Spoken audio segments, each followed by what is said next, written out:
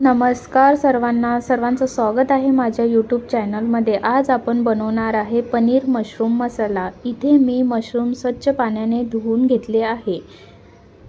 आता आपण ह्या सर्व मशरूमचे साल काढून घेऊया।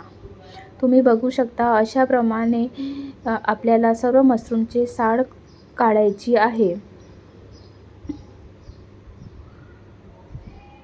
मशरूम हे आपल्याला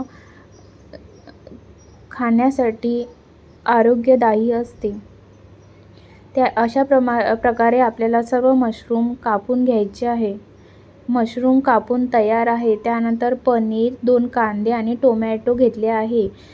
पनीर आणि मशरूम आपल्याला छान तेलामध्ये फ्राय करून घ्यायचे आहे। मी इथे मशरूम तेलामध्ये फ्राय करत आहे। त्याचप्रमाणे ह्याच तेलामध्ये मी पनीर पण छान फ्राय करून घेणार आहे।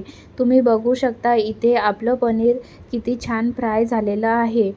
त्यानंतर कांदा आणि टोमॅटो पण आपल्याला छान तेलामध्ये परतून घ्यायचं आहे। यामुळे भाजीला छान टेस्ट येते।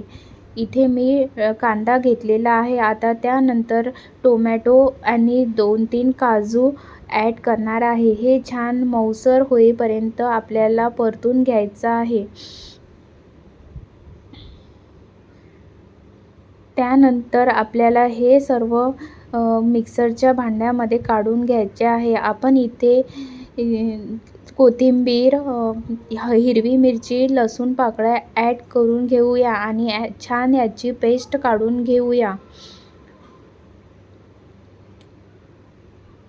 इथे आपलं मशरूम छान फ्राय झालेलं आहे। पनीर फ्राय केलेलं आहे। त्यानंतर मी एक छोटी विलायची घेतली आहे, एक मोठी विलायची, 2-3 लवंग, एक चक्री फूल, कलमी, 2-3 मिरे, त्याचप्रमाणे तयार केलेली पेस्ट, कांदा, लसूण, हिरवी मिरची आणि अद्रकची पेस्ट घेतली आहे आणि छान फ्रेश दही घेतला आहे। तिखट, गरम मसाला, 2 चम्मच पनीर मसाला, 1 चम्मच धने अँड 1 चम्मच हळद आणि चवीनुसार मीठ घेतलं आहे। हे सर्व मसाले आपल्याला छान दह्यामध्ये ॲड करून घ्यायचे आहे। यामुळे भाजीला छान दाटसरपणा येतो आणि टेस्टला पण खूप भारी लागते। दही हे एकदम ऑप्शनल आहे। तुम्ही या जागी फ्रेश क्रीम यूज करू शकता। आता आपण पॅनमध्ये 2 चम्मच तेल टाकून घेतलं आहे। त्यामध्ये हे सर्व मसाले आपल्याला परतून घ्यायचे आहे। त्यानंतर मसाले झाले की लगेच आपण तयार केलेली पेस्ट टाकून घेऊया। पेस्ट छान तेलामध्ये होऊ द्यायची आहे।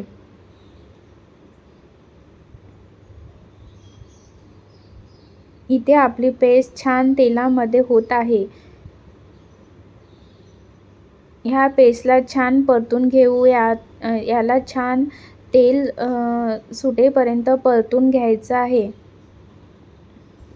तुम्ही बघू शकता पेस्टला किती छान तेल सुटलं आहे। त्यानंतर आपण तयार केलेली प्युरी टाकून घेऊया। या प्युरीने भाजीला खूप छान टेस्ट येते आणि आपली भाजी थोडी दाटसर होते। आता छान हे दोन्ही पेस्ट छान परतून घेऊया। छान आपल्याला परतून घ्यायचं आहे तेल सुटेपर्यंत। आता आपण इथे गरम पाणी ॲड करून घेऊया। त्यानंतर तुम्ही बघू शकता भाजीला किती छान तेल सुटलं आहे।